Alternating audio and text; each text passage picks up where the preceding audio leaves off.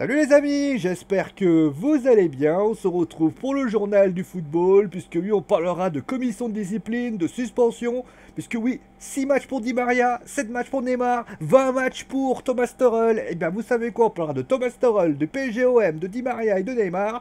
Et en plus on ira voir ce qui se passe du côté de Marseille-Saint-Etienne.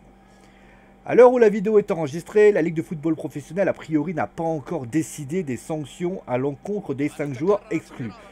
Et donc, a priori, avec le barème qu'on connaît, on serait en mesure de vous dire quelles seraient les sanctions que va causer la Fédération française de football et donc la commission de discipline. Pour Layvin Kurzawa et Jordan Amavi, ils se sont battus. Donc clairement, eh bien, c'est un acte de brutalité et les deux joueurs peuvent donc prendre 7 matchs de suspension.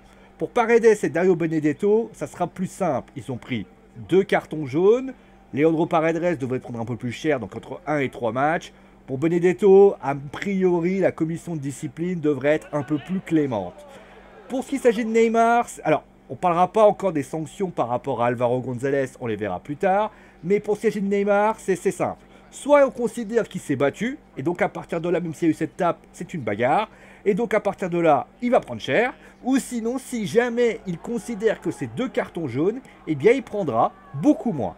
Et on va donc terminer avec quelqu'un qui est passé entre les anguilles tout le champ de coton. C'est Aurel Di Maria. En effet, il a été rattrapé par la patrouille et par Téléfoot.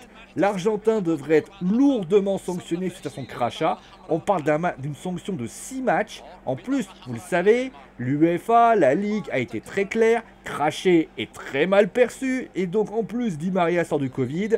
Ça ne devrait pas plaider en sa faveur. Et donc on va terminer avec Álvaro González. Et oui, la polémique n'a cessé d'enfler. Si le Paris Saint-Germain est en train de monter un dossier lourd avec beIN Sport MENA, le constat est simple. Si Álvaro González a bien proféré des insultes racistes à l'encontre du Brésilien, il sera sanctionné de 10 matchs de suspension. Autrement dit, il se pourrait bien qu'après cette journée, eh bien, le Paris Saint-Germain et également l'Olympique de Marseille subissent de sacrées sanctions par rapport à ça.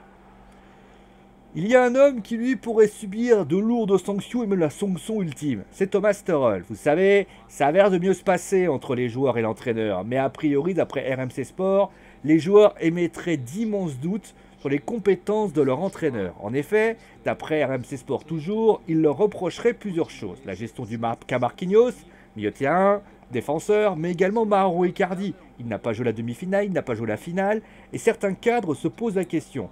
D'ailleurs, le match contre Metz s'annonce déjà très important, et même sans Neymar ou Mbappé, il faudra trouver une victoire, et chercher une victoire, pardon, pour tenter de calmer tout cela.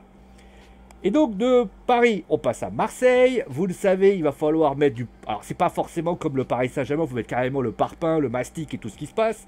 Du côté de l'OM, il va falloir mettre un petit peu de ciment. Il y aura des absents. 2 absents en particulier, donc Bounassar qui revient dans le groupe, clairement. Lyoto Nagamoto, pardon, qui ne pourra pas jouer puisqu'il n'est pas... on va dire, il n'est pas qualifié administrativement. Donc, qu'est-ce qui va se passer? A priori, Ryoki Sakai devrait jouer sur le côté gauche à la place d'Amavi suspendu.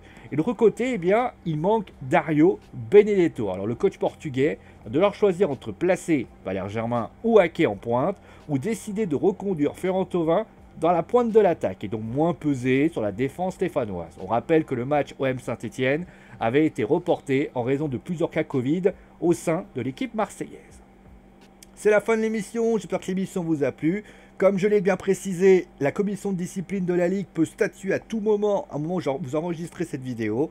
Portez-vous bien, likez, partagez, abonnez-vous si vous avez kiffé. Merci à vous tous et à demain pour une nouvelle édition du Journal du Football. Allez, ciao les amis!